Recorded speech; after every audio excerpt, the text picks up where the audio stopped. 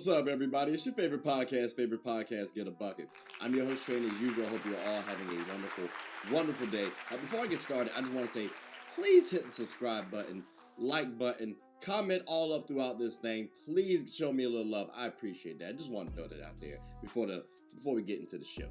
But we got a couple of things going on in the world. You know, J. Cole got his new album out there called Off Season A. Bro, if you have not listened to it yet, I'm giving y'all some time already. You gotta listen to it now. Like now, you have to. Like J. Cole has been relevant for a while, and now he's hitting different areas too. Like he's even in the professional basketball world now, playing in the BAL, the Basketball African League, and playing for the Rwanda Patriots. Now, he just scored 3 points, 3 rebounds, 2 assists in 17 minutes. So shout out to J. Cole. You know, us fan boys can hoop a little bit. That's right, ladies and gentlemen. I already told y'all before, I'm fan boys, well. But, and shout out to Dennis Smith Jr. You know, we doing big things out here in the world. Anyways, so playoffs is here as well. You know that. I'm not going to talk specifically about playoffs. I'm going to make a whole nother episode for that. So stay tuned. But there are still games of the week to be discussed because, you know, the WNBA season is here. So stay tuned, and we're going to flip on to the WNBA game of the week.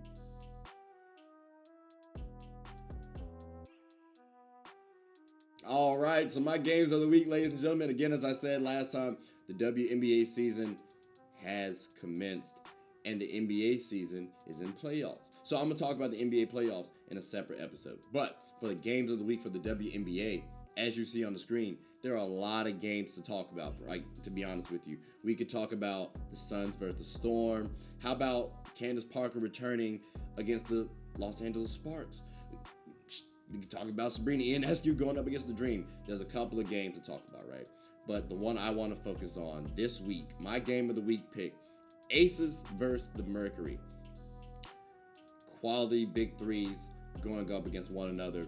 You have A'ja Wilson, Liz Cambage, and Chelsea Gray versus Diana Taurasi, Brittney Griner, and Skylar Diggins-Smith. You have 6 quality women. And then there's other women that are quality on the court as well. So for me, this is my game of the week. This is a possible finals matchup, ladies and gentlemen. This should be a thriller. We all know about Diana Taurasi, how good she is. We know about Brittney Griner and how electrifying she is on the defensive end. And, you know, Skylar Diggins-Smith is just a top quality guard. And then going up against Chelsea Gray, one of the best playmakers still in the game. And then we have the former MVP and A'ja Wilson. And again, as I stated, Liz Cambage, the lady who has scored the most points in the WNBA history. This should be a quality game. And who do I have as the winner? The Aces. That's right. I think they're just deeper. Like me personally, they have about 3 players that can go, 3 to 4 players maybe that can go 8 to 10 points on average. We're talking about the Kelsey Plums. We're talking about Raquana Williams, Dearica Hamby. Those players right there, that's 6 players on the Aces that can get you 10 plus points, 8 plus points. Meanwhile, I don't see that on the Mercury as well. I need to see more bench. I need to see more depth. Like they're too top heavy. So I'm going with the Aces. I think you should, but if you think differently, let me know in the comment section below. Love to hear your thoughts and whatnot. But hey, we're going to switch on next to the Motivational Post. Y'all know how the program goes. All right, so my Motivational Post, ladies and gentlemen, who am I going to talk about? Well, Candace Parker. I got to talk about her. Again, as I stated, she's making her return to the Sparks. But, you know, she's not playing for us. She's playing against us. Why do I want to bring her up then? Well, because as you see on the screen, she says as follows. Today, I know that there is still work to be done, but along the way, I am achieving my dreams. Now, for me, that spoke volumes, right? Because it shows in her actions. I'm sure growing up, Chicago native, she wanted to play for her hometown team. She gets drafted by the Sparks, plays under Lisa Leslie works with Magic Johnson, like wins a championship, MVPs. Like she did a lot for the Sparks organization. But again, her dream probably was to play for her hometown team. And dreams usually start up as a kid. And that's what she did. She ended up joining her team, and the Sky are contenders. So she can not only play for her team, but win her team a championship. Her hometown team, her dream team, possibly. That's solid. That's solid. So I wanted to bring that up, especially since she was playing against the Sparks. Properly timed. Shout out to you, Candace. Hope you do. You know, if we don't win it, hope you do.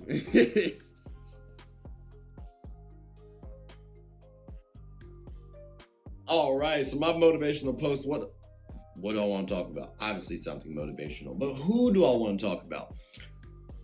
Well, the Hall of Fame speech just occurred. There were a lot of gems out there. There were a lot of gems that were spat out there. So I actually brought out 5 for you guys. So we're going to start again in order from who said what. No, not in order of importance, just in terms of order of who said what, right? We're going to start with Kevin Garnett, the big ticket. And, you know, he always says as follows: anything is possible, and I love that aspect. You always got to love KG. He was always a top-notch, hard-working defender, and just athlete in general. So when someone like him says anything is possible, you know, just by working and putting in that top-notch work ethic, you can get the job done. Anything is possible. Now, Tamika Catchings, one of the best WNBA players and NCAA players in history, she says as follows: basketball chose me, and I know what I want to be when I grow up. Now, for me, I took this as this. Basketball chose her. She realized this, and that's what she wanted to be when she grew up. So she worked at it, but she understood what she wanted to do at a young age. So for the kids out there who do have those dreams of being whatever you want to be, follow through with them. Go through them. Like, you can do whatever you want to do. I have 2 people right here, Kevin Garnett and Tamika Catchings, that both are stating the same thing. Anything is possible, and you know what you want to be when you grow up. So follow your dreams, follow your passions. Easily doable. Kim Mulkey. Kim Mulkey says as follows. Baylor head coach, by the way, ladies and gentlemen. You know, like, she won as a player, assistant coach, and as a head coach. Like, that's nothing to scoff at, all right? So that's what we're talking about right now. And she says as follows: I'm only here because of the great individuals who coached me and the great players I coached. And she also says, you can't promise the chips drafted, but a degree in their hands. So to me, I took this as this: it takes a team, it takes a village to get you to where you want to go. So utilize the help that gets you there. It's okay. It's not a knock on you for taking help. Like, plenty of people have helped you get to where you are. Plenty of people have helped them get to where they have gotten as well. Those people that helped you. You just got to pay it forward. That's all. So, and when you're coaching, don't just think about these players and what they can do for you. Think about what you can do for them. It's a lot. It can mean a lot. Really, it truly can. Tim Duncan. We already know Timmy, Hall of Famer. He says as follows: good, better, best. Until you're better, never let it rest. Until your good is better and your better is your best. And he also says, be happy where your role is and be the best at that. And for me, I just look at it like this, bro. It just says try your hardest. Do your best. Always strive to be better, you know? And that's all you can do.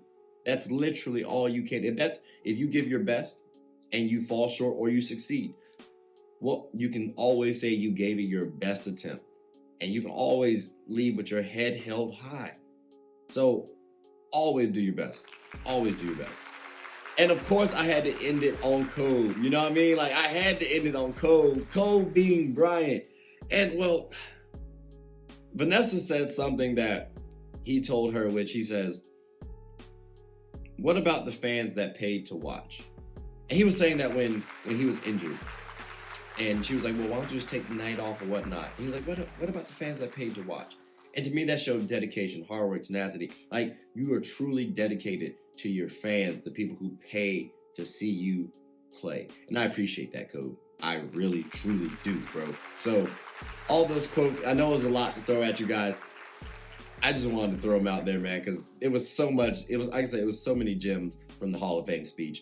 I just wanted to make sure that you guys also heard them as well. But hey, we're going to shift on next to the Trivia Post. You got it.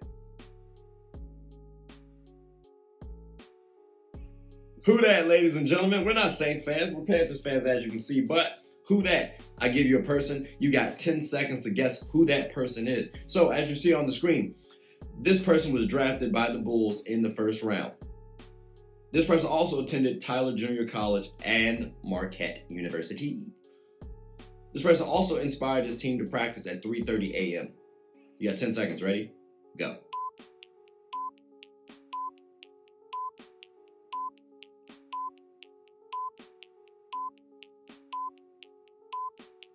All right, I hope you got it. The answer is Jimmy Butler. That's right.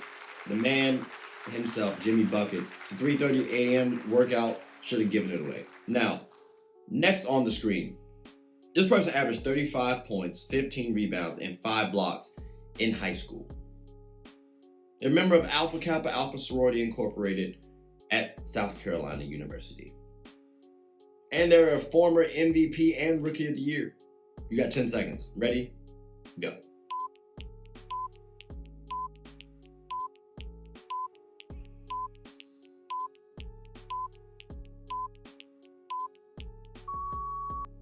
All right, I hope you got it. The answer is Asia Wilson. That's right. For the Greek heads out there, AKA should have known it. And then for the sports heads, WNBA MVP, should have known that one. And Rookie of the Year, easy. Let's move past it though. Now, as you see on the screen, this person is engaged to their high school sweetheart. They also played baseball growing up and decided to switch due to watching Space Jam the movie. And is the 5th dunk contestant to win multiple times. You got 10 seconds. Ready? Go.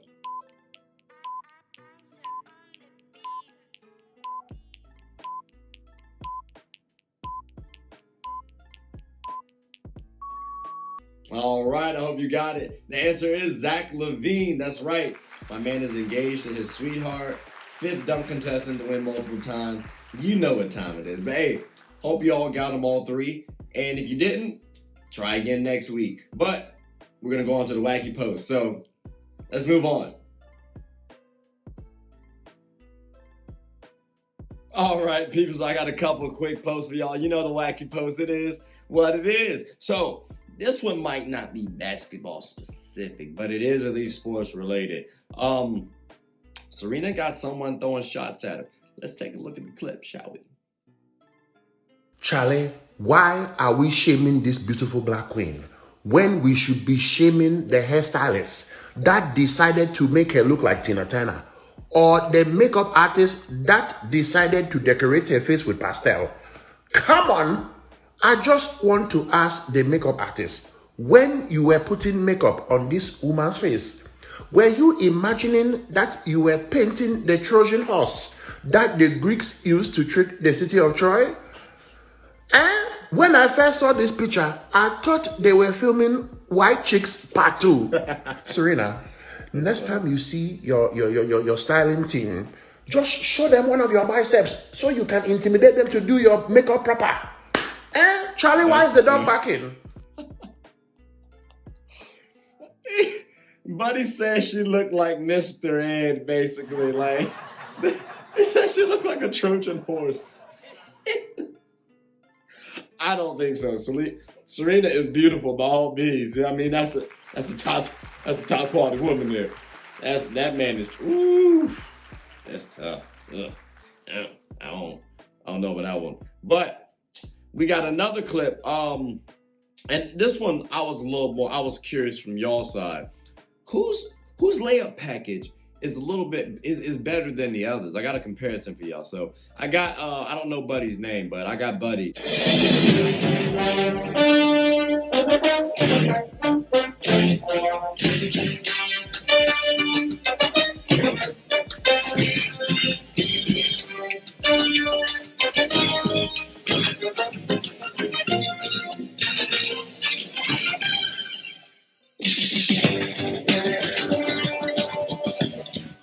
And then we got LaMelo Ball out here. So, you know, who got the more filet? Let's take a look at the clip, shall we? LaMelo. Wow!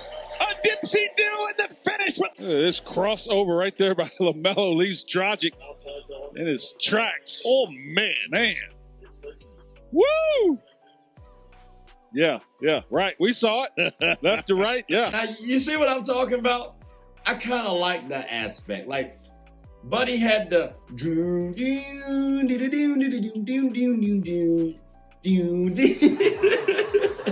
like, and then I mean Melo was ooh, ooh, it's like perfect. I don't know, bro, but like I might give it to Buddy just cause he had the music and then like the defense. It was a whole thing, and then it hits the top of the and goes in. The presentation was better. I think Melo's was a little bit smoother, though. I do think Melo's was a little bit smoother. At left. Let's move on. I'm getting stupid. But speaking of Melo, though, he did show us a little something, because on Mother's Day, you know, he did work his mother into getting him the call that he wanted, right? Let's take a look at the clip.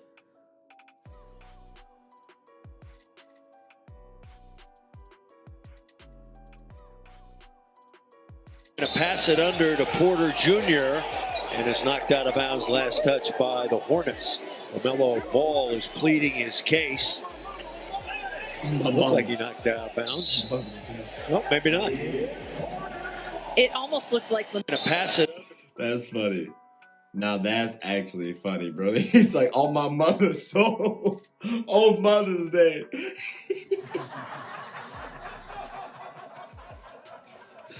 Oh, that's a good one. I do like that one. I want to say, actually, I need to find what he said on the interview for that. That's a good one. Speaking of interviews, though, basketball interviews, did you know that Draymond Green actually came out of his mouth and said he's the best defender in the world? Let's take a look at the clip, shall we? You can go all around the league and find good defenders. I just don't think any of them are. I think I'm the best defender to ever play this game. You see what I'm saying? Like, that came out of his mouth. Like, his mouth. Like, nah, dog. Like, you're not better than Dennis Rodman. Ben Walls, again, shout out to Big Ben. Nah, champ. Like, ever? No.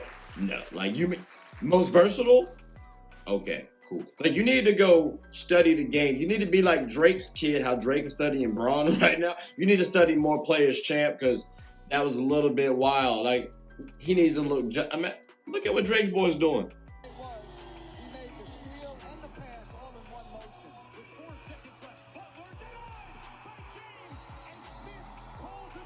Oh my God!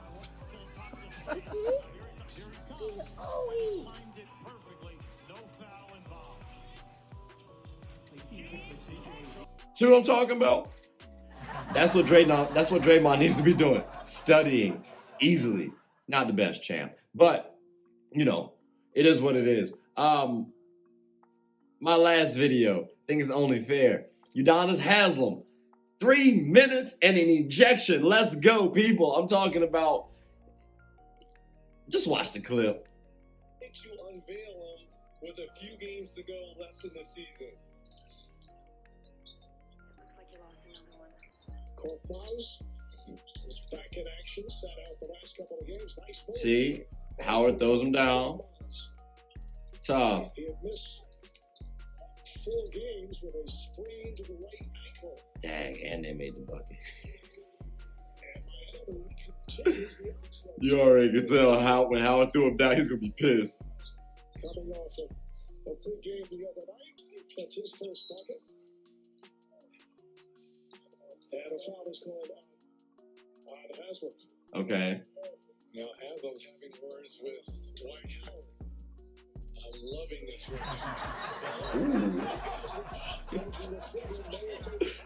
Come on now. Talk to me. He can't get ejected off of that, bro. He just pointed at him. That's all he did was. Hey, I ain't mad at Haslem. He's one of the real ones. I respect him. It could be one of his last games that he played on the Heat jersey. Who knows? But that's one of the best ways for him to go out. And on that note, we're going to leave this segment and go on to the next one. So, Throwback Post. You know what time it is. All right, so my Throwback Post, ladies and gentlemen. Who or what am I going to talk about? Well, Toronto. I know they're not in the playoffs, so I want to give them a little shout out because they're not Toronto's first team, like believe it or not.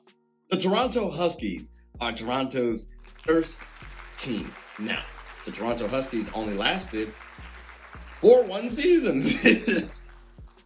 They had a couple of issues on their squad.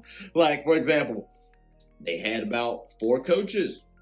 Again, 1 season. Attendance dropped drastically. They also lost, as an organization, about $100,000 back then. So that's equivalent to maybe around $1 million some change now. That's no small penny still. So they felt it was best to kind of just part ways with them and the BAA and the NBA organization. It would have been interesting to see how they actually continued on. Like, I think they finished off like 22-37 or 22-38, if I'm not mistaken. It's not really good record, but it's not the worst NBA record. But I just wanted to let you guys know, for a throwback, the Huskies. Maybe they can bring that back. I think there was an issue with the Huskies being resembling the Wolves too much. But why not? Like, it's okay. Let's see what happens. Are we tired of the Raptors? Should we bring back the Huskies? I don't know. What do y'all think? Huskies, Raptors, Huskies. I'm curious. But what's y'all thoughts? Let me know in the comment section below. But hey, I also got another one for y'all. Since it is the playoffs, right? In 1946 and 1947, I'm sorry, the 47-48 playoffs, right? Or am I right? Yeah, 47-48 playoffs for the BAA. Those were actually different than 1949's. Okay, now the BAA was from 1947 through 1949. So, why was that third format so significant? Well, because we follow that format still to this day. The BAA format, the first two, were as follows. The top teams in the East and the West play each other in a 7-game series, okay? On the opposite side, there is a situation where the top 4 runner-ups are playing against each other in a best-of-3 series. So, the winner of those scenarios meet up in the finals. I don't like it. I ain't like it. I ain't gonna hold you. To me, I want to see the 2 best teams meet up at the end. We're throwing them at the beginning. I'll pass. I'm glad we changed this format. But I wanted to at least throw that out there for you guys. Quick throwback, just because it is playoff time. So, hope you guys enjoyed that. But now we're going to go on to the fantasy games. So, stay tuned. All right, so my fantasy games, ladies and gentlemen, who am I going to talk about? What teams do I have up here? Well, as you see on the screen, we have as follows. Joel Embiid versus Giannis. But they have a different lineup. So let's look at it, shall we? Giannis has Jamal Murray, Duncan Robinson, Royce O'Neal, Kyle Kuzma, and himself. Joel Embiid has DeJounte Murray, Buddy Hield, Brandon Ingram, Nerlens Noel, and, well, himself. So, who wins this matchup? Well, for me, I want to look at the following. Obviously, Embiid versus Giannis is going to be solid, okay? If we look at the team's breakdown, I think they can actually match up against one another more often than not. Like, there's no one really on Giannis's team to guard Embiid. So, pairing Embiid and Giannis as a duo against one another, that's going to be a wash. But we have Jamal Murray versus DeJounte Murray. Not brothers, not related to my knowledge, but if they are, fun fact. Anyways, I think Jamal Murray wins that matchup. But DeJounte Murray does make it a little bit tough. He is quite scrappy. He can also get a triple-double at any point in time. Good two-way player. I edge it out to Jamal, but he takes some scars himself. Now we got Buddy Hield versus Duncan Robinson. I think Buddy Hield's the better overall player, even though Duncan Robinson may be slightly better at shooting. Buddy Hield's the better overall player. So I'm going to give that edge to Buddy Hield. Then we got Brandon Ingram versus Royce O'Neal. Brandon Ingram is better than Royce O'Neal. I understand Royce O'Neal is a lockdown defender, an elite two-way player. At least on the defensive end, he's elite. Offensive end, so-so. But Brandon Ingram, very capable defender, very good offensive player, can play make as well. Edge goes to Brandon Ingram. Kyle Kuzma versus Nerlens Noel. Where Nerlens Noel's actually on the Knicks and playing quite well. One of the better rim protectors so far. So, while Kyle Kuzma can actually play make, no, he can't. He just scores. And he's a little bit streaky. Doesn't really defend too much either. So I'm going to give the edge to Nerlens Noel. As a result, Embiid's team will win this matchup. I understand that Giannis's track record, if you want to look at their lineups in terms of head-to-head over career, wins usually. But in this situation, Giannis is taking it home. And I mean an L. I know someone was out like, oh, see, he messed up. No, I want to set that up nicely. Get a nice alley-oop. Call me Chris Paul, except I alley-oop to myself.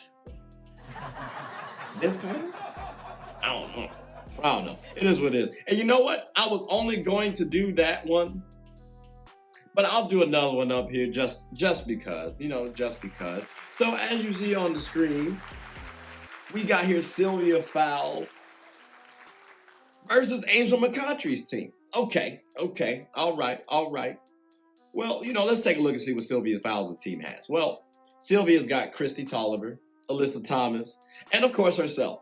And then, Angel McCoughtry has, well, herself, Nafisa Collier, and Cheyenne Parker. Miss Parker, you know what I mean? Like, little kid crush. Anyways, so we have a situation here, people. 3-on-3, it's a little bit different than 5-on-5. Who wins this matchup? Well, we have Sylvia Fowles' team, which is your typical point guard, small forward, center type lineup. And then we have, the other squad, an actual forward lineup where everyone is actually respectable from three. Maybe not from career, but at least from the prior season, respectable from three. So Angel McCoughtry's team, that's that. Like that's who that team represents right there. Okay, Angel McCoughtry's team. Now, I think Angel McCoughtry's team actually wins this game because they can switch off any defender. And usually in 3-on-3, you have a lot of spacing. This team can go up against Sylvia Fowles on the big because Cheyenne Parker has actually done a pretty good job against Sylvia Fowles before. Not to mention Nafisa Collier is actually her teammate, so she knows how to play against her. And then Angel McCoughtry, she's solid as well. They're all over 6 foot. So, not saying they can stop her, but Christy Tolliver is shorter, like a 5'9", 5'10", 5'11" tops. It's going to be a tougher time for her guarding these forwards than it is for these forwards to guard Sylvia Fowles. So as a result, I got Nafisa Collier. I'm sorry. Oh my gosh, excuse me. I got Angel McCoughtry. Jesus, I don't know where it's got in my eye. I got Angel McCoughtry, Nafisa Collier, and Cheyenne Parker winning it out. Hey, I had to give the WNBA some love as well. But if you guys disagree on the 5-on-5 that I listed earlier or the 3-on-3 that I listed just now, comment below. Hey, let me know in the comment section what you thought. Do it there, the IG post. It doesn't matter. Next, we're going to be talking about a little bit of football with my SME, Mark.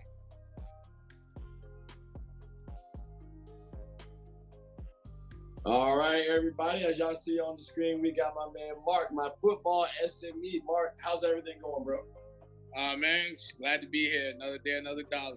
You know. I understand that. Before we get anything started, ladies and gentlemen, happy birthday, bro. Today is your birthday, so I just want to give a shout out to you on that one. Anything planned for it? Nah, man. Might just get lit. You know, the usual. Not too much changes on this. I feel you. Hey, if it ain't broke, don't fix it, right? Exactly. I feel you. So look, I got a couple questions, Mark, because like I said, you're a football SME. So with that being said, Tim Tebow, he is playing football again in the NFL. Now he left baseball alone. He's on the Jags now, back with Urban Meyer. How do you feel about that? Like, is that going to be a distraction, or is he actually going to be a legitimate asset? The way I see things currently, it's too early to tell. On the surface of it, it looks a little bit like it could be a distraction, just because, you're going to have a lot of people wanting to compare that to the whole Colin Kaepernick issue. But a lot of people that do that, they kind of neglect the factor that Urban Meyer is his coach. You know what I mean? So having that connection, it just reinforces that the system that we already know. Your network, it's not what you do, it's who you know. Which, it kind of, goes against football on the grounds that usually it's a meritocracy. It's like, what have you done for me lately? But right. I guess you get to see that factor of it. In terms of producing, it's too early to tell. Honestly, it could be where they have him blocking. Still, 245 pounds, you still seem to be somewhat semblance of an athlete. You could be an inline blocking tight end. But do I expect him to be an X factor? Not at all. I honestly expect Urban Meyer to maybe, in some instances, try to run something like Taysom Hill. But, with the gadget plays and stuff like that. But I don't expect, tight end 1 or tight end 2 type of season.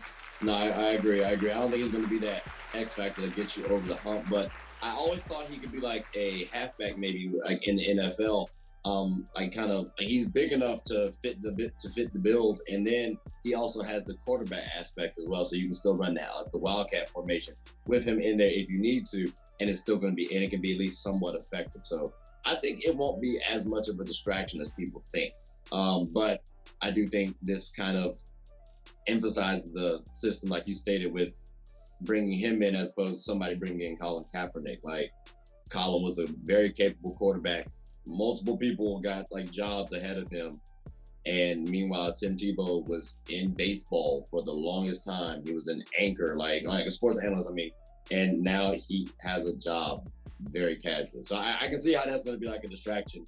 But I do think he'll at least produce enough based on what Urban will actually put him in.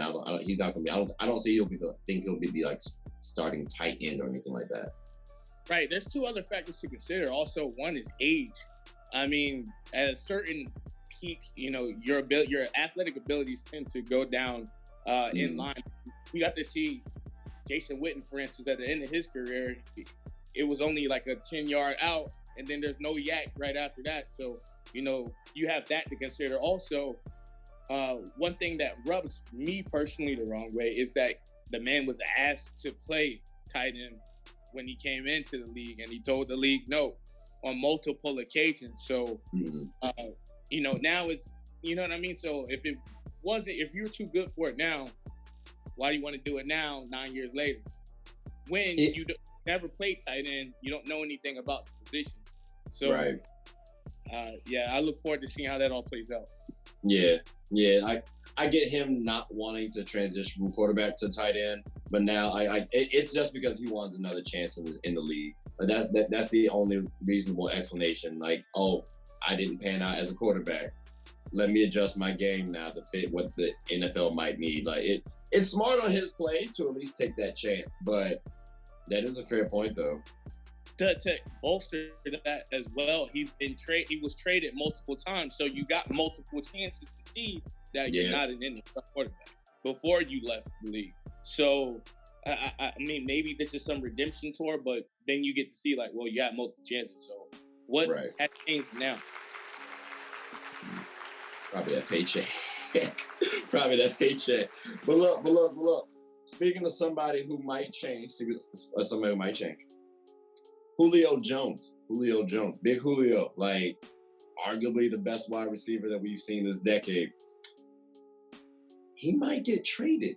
What team or teams would you like to see him get traded to? Well, I'd like to see him go to one of his NFC South rivals. I mean, the Saints, they could use a deep threat. Regardless, I mean, like, and then to get ready to stick it to your home team, there's no better feeling than that. Also, I hate to say it, Washington football team, they could always use a number 1, number 2 receiver to complement Terry McLaurin because they already have the defense. The main thing that they're missing are those offensive pieces. And Julio can go and get that contested deep ball, whereas Terry McLaurin, he can do it, but he's more one of those speedster type of threats. I obviously, I want to see him go to my Panthers, but I also kind of want to see him go to the Patriots. I heard Baltimore. I'm not really too big on Baltimore, although I get why you want to see Lamar Jackson and whether or not he's capable. I want to see him go to the Packers. Like, I want Aaron Rodgers to have the same type situation that Tom Brady had when he got Randy Moss. Like, I think pairing that up, you get Devontae Adams and stuff, Aaron Jones, if I'm not mistaken. Now, you, as the Green Bay Packers, you've done everything that you can do to make him win. Like, so now Aaron Rodgers has no excuse. So if he doesn't win this year with Julio, you can't say anything. That answers some questions for us. So I would personally like to see him go there. I can see a lot of those panning out. The whole issue with the Packers, though, I mean, it's clear that he doesn't like the leadership. You know what I mean? So you can bring in Julio Jones, and even if he wins it, he's probably like, all right, I'm still just ready to get the fuck out of here. You know what I mean? That situation has gotten pretty toxic. Also, they don't really have the infrastructure in place yet to where if Aaron Rodgers is like, hey, fuck this, I'm out. They're like, hey, what are we going to do now? We got Julio, who's, he's still star, but he's starting to get up there in age. He wants to win as well. So if they don't, like you said, if they don't win this year, then they're going to have to blow it up. And, so that, I think there's a teetotaling line there, but it'll be nice to see how it plays out if that indeed happens. Because he doesn't have to be the main target. Right. Got Devontae Adams. So it would be nice to see, even though he will still be in the NFC. But, hey.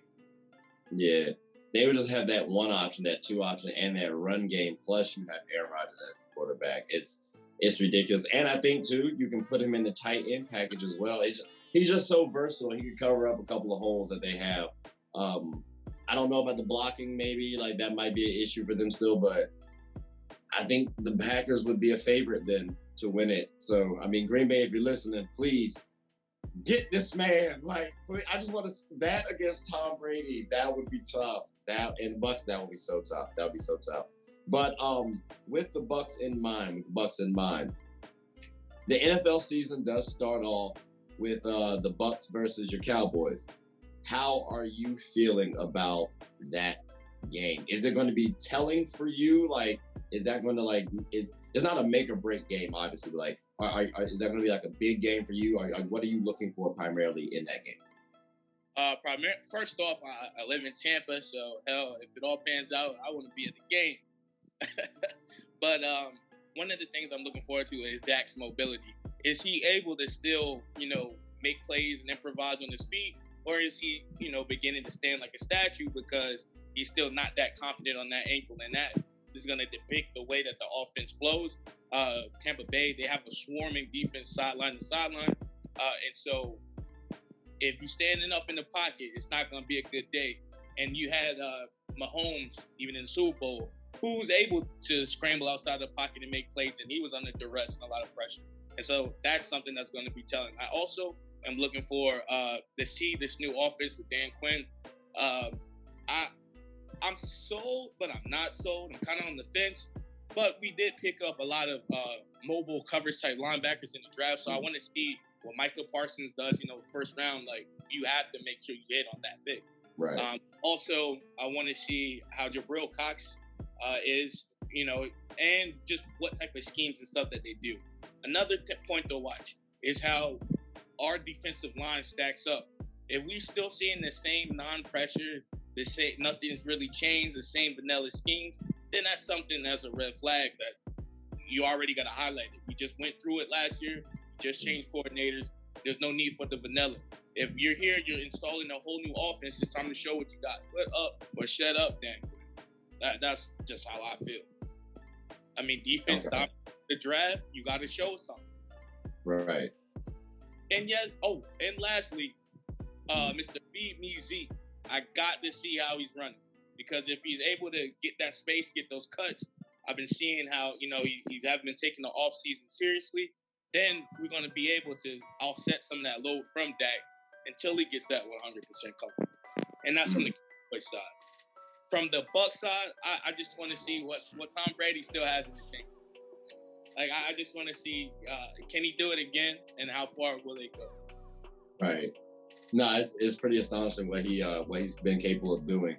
I do think you guys have a decent chance of kind of weathering the storm with their defense, though, because I think Zeke's a better, at least, run blocker, or what was it? Yeah, run blocker in terms of running backs than the Cheetah is on this on the Chiefs. So I do think that at least gives you a little bit more help, and that helps Dak pass the ball. You guys still have a prolific pass game as well. So you guys, I don't think you guys will be out of it. I think it'll actually be a tough game, personally. You guys have a lot of talent. I think the only thing that messed up the Cowboys is the Cowboys, year in and year out, for whatever reason. If you guys don't, you said what? And Jerry Jones. Well, he's wrapped in that Cowboys thing. Like, he's wrapped in that Cowboys umbrella. Because, like, if you guys don't win your division this season, this year, you might have to start retooling your squad just a little bit. So, right. But that's just me. Now, I had a quick question about these games, and I just wanted your personal opinion before we close out. Panthers versus Jets, Sam Darnold playing against his old team. What are you looking for primarily in that matchup? I want to see Sam Darnold on. Like, you got to pay him back. Like, that's one of the things. I mean, once the schedule came out, I want to hear about, Sam Darnold actually putting in that work. You know what I mean? And so I want him to show out, honestly. I'm also looking forward to seeing that that symbiotic relationship between him and Christian McCaffrey. Like, how, that dynamic, like, how is that going to go? You know what I'm saying? I'm also looking for the receivers, too. I want to see that offense do something.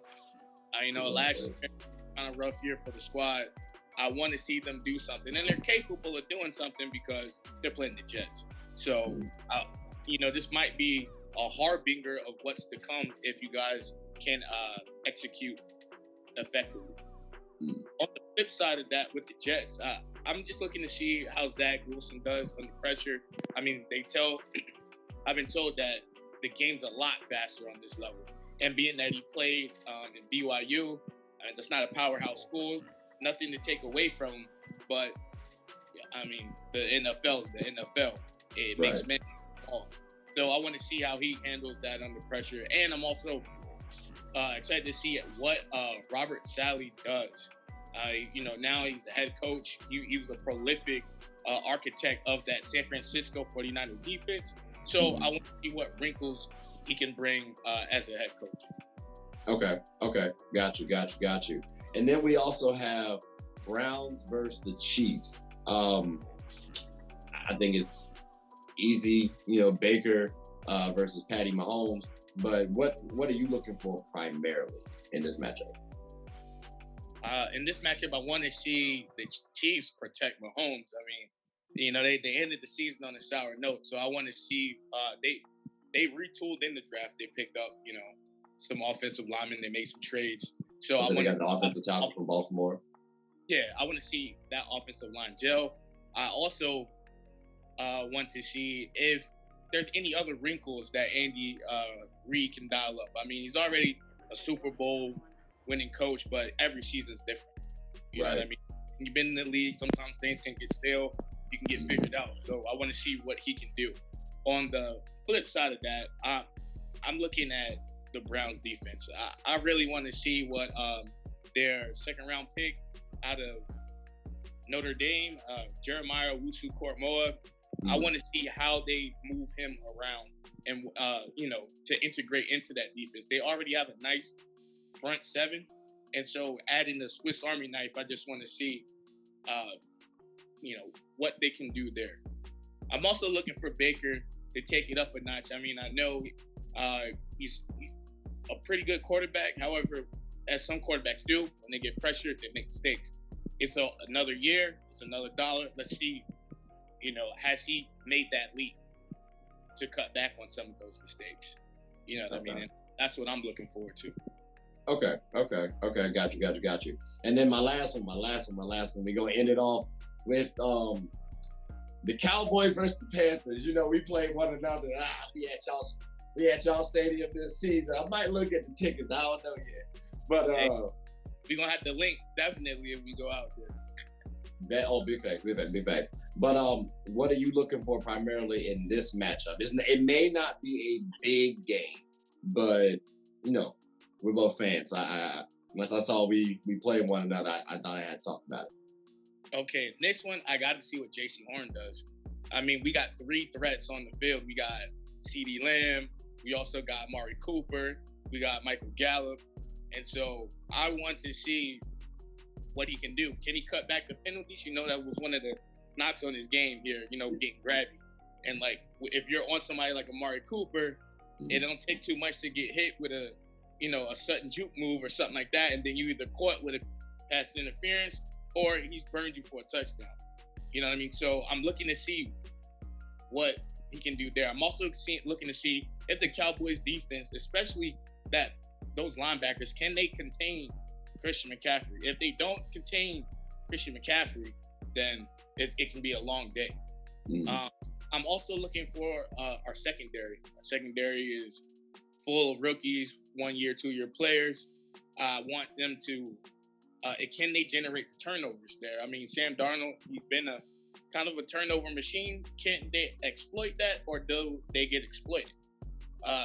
So it's going to be a chess match there, and I want to see. Okay. All right, got you. Obviously, you think the Cowboys are going to win. I'm thinking the Panthers are going to win. So there's no point even asking that question. That's just going to be a rhetorical one. But look, Mark, I appreciate you, bro. I really do. And I hope you have a wonderful birthday, man. Definitely turn up. Take a shot for me. I'm going to take 3 or 4, maybe 5 or 6. We'll see. I appreciate that. All right, everybody. Well, thank you, Mark, once again. And, you guys tune in next week. All right, take care.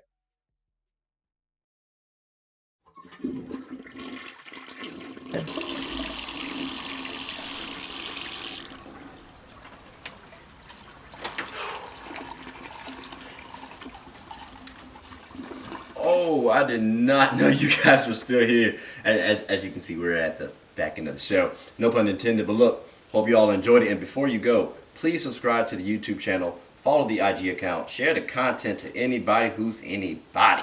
And most importantly, leave your thoughts and comments below. But I got to go back and play Buddy in 2K, so let me unmute him real quick. Excuse me.